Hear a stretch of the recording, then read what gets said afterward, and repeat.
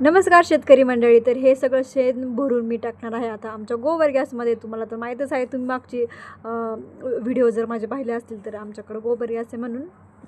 तर मी रोज 2 ते 3 गंबिले शेण आमच्या गोबर गॅसला टाकत असते.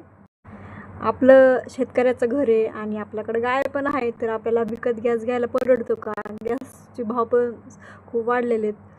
तर मग आम्ही एक ठरवलं की आपल्याकडं गाय पण आहे आणि आपल्याकडं शेण पण आहे, तर आपण करायचा गोबर गॅस, म्हणजे शेणावर चालणारा गॅस, घरच्या घरीच गॅस तयार करायचा.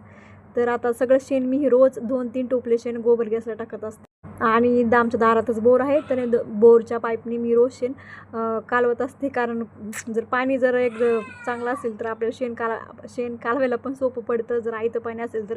नाहीतर मग काय लोकांना हंड्याने पाणी घेऊन ते शेण कालवावं लागतं. त्यापेक्षा आमचं सोपं आहे. आमचा जो बोरचा पाईप आहे तो डायरेक्ट गोबर गॅसच्या हंडीपर्यंत जातो. तर हा गॅस आम्ही 2016मध्ये केला होता.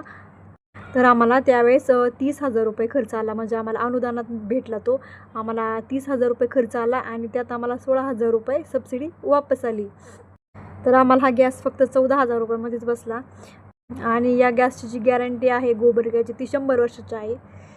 तर ह्या गॅसवर माझं रोज पाणी तापतं. सकाळ संध्याकाळचा स्वयंपाक, नाश्ता, हाशीचं जेवण सगळं होतं याच्यामध्ये. आणि रोज शेण कालवावं लागतं रोज. म्हणजे तुम्ही जेवढं जास्त शेण कालवाल तेवढा जास्त तुमचा गॅस तयार होईल, असं असतं गोबर गॅसचं. आणि उन्हाळ्यामध्ये जास्त गॅस तयार होतो, त्या मानाने पावसाळ्यामध्ये ऊन नसतं ना एवढं, पावसाळ्यामध्ये कमी गॅस तयार होतो, त्यामुळे तो जास्त चालत नाही. मग त्याला सप्लिमेंट म्हणून एक सिलेंडरचं गॅस पण आहे आमच्याकडं. आणि आमच्या गावामध्ये सगळ्यात आधी आमच्याकडंच, म्हणजे आमच्या वाडीमध्ये सगळ्यात आधी आमच्याकडंच होता गॅस. आमचं गोबर गॅस पाहून 2-3 जणांनी केल्यानंतर गावात.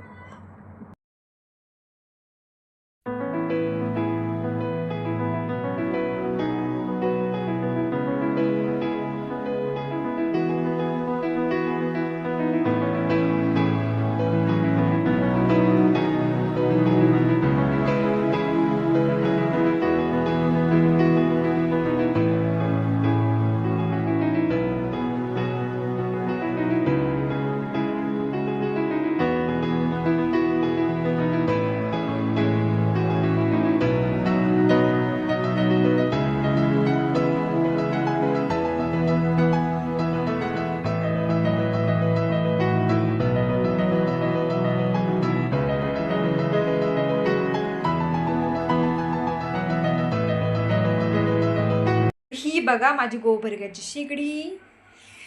तर मी सकाळी स्वयंपाक केला त्यामुळं राडाने आवरला, समजून घ्या.